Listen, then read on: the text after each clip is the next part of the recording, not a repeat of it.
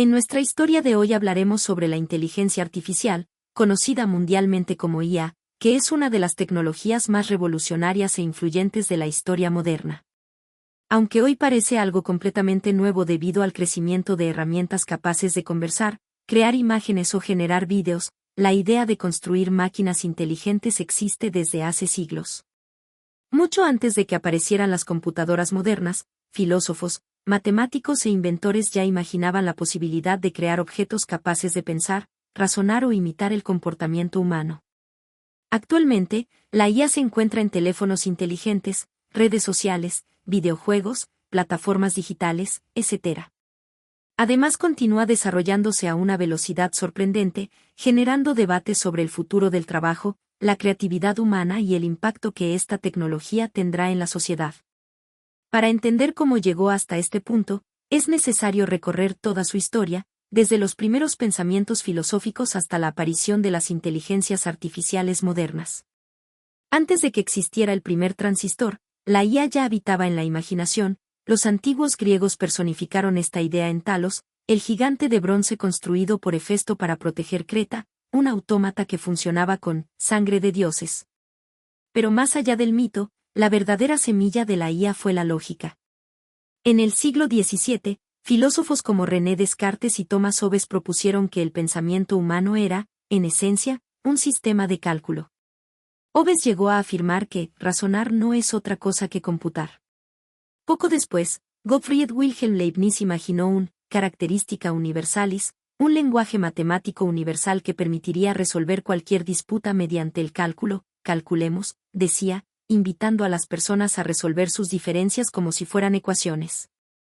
Siglos después, específicamente el siglo XIX, el puente entre la filosofía y la ingeniería lo tendió Charles Babbage con su máquina analítica.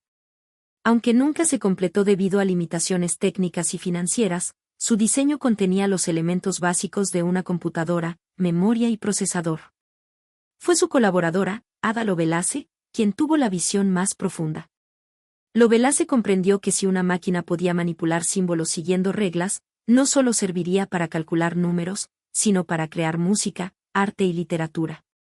Ella es por derecho propio, la primera visionaria de la IA.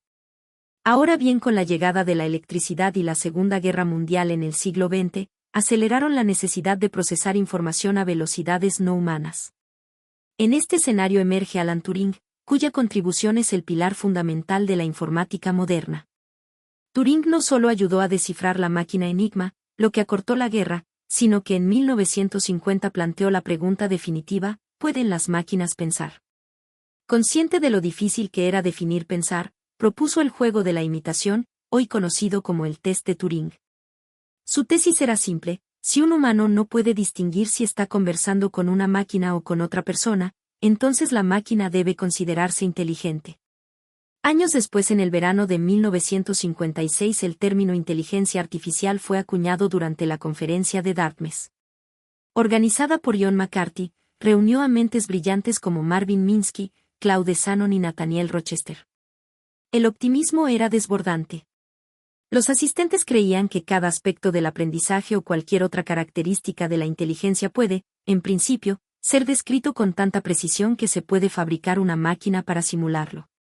Se pensaba que en un solo verano se podrían resolver problemas como el lenguaje natural y la formación de conceptos. Aunque ese plazo resultó ser un error histórico de cálculo, la conferencia estableció a la IA como un campo de estudio independiente. Entre 1956 y 1974, la IA vivió su primera primavera.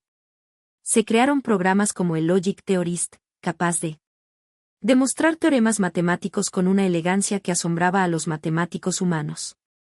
Poco después, Elisa, el primer chatbot, simulaba ser una psicoterapeuta, engañando a muchos usuarios que creían que la máquina realmente los comprendía. Sin embargo, las limitaciones tecnológicas eran insalvables. La potencia de procesamiento era ridícula comparada con los estándares actuales. Una computadora de entonces tenía menos memoria que el chip de una tarjeta de crédito moderna. El problema del crecimiento exponencial de los problemas hizo que las máquinas no pudieran resolver tareas fuera de laboratorios controlados. En 1974, debido a la falta de resultados tangibles, el gobierno de Estados Unidos y el Reino Unido cortaron el financiamiento. Este fue el primer invierno de la IA, una época de escepticismo donde la investigación se volvió marginal y el término IA casi se convirtió en un tabú científico. Pero tiempo después, en los años 80, la IA resurgió bajo una nueva forma, los sistemas expertos. En lugar de intentar crear una inteligencia general que supiera de todo, los investigadores se centraron en dominios específicos. Estos sistemas utilizaban reglas del tipo, si entonces, para imitar el proceso de toma de decisiones de un experto humano en áreas como la medicina o la geología. El éxito de sistemas como R1 en Digital Equipment Corporation, que ahorraba millones de dólares anualmente, atrajo de nuevo la inversión. Japón lanzó su ambicioso proyecto de la quinta generación de computadoras, lo que obligó a Occidente a reaccionar. Sin embargo, los sistemas expertos eran rígidos, difíciles de actualizar y colapsaban ante situaciones imprevistas.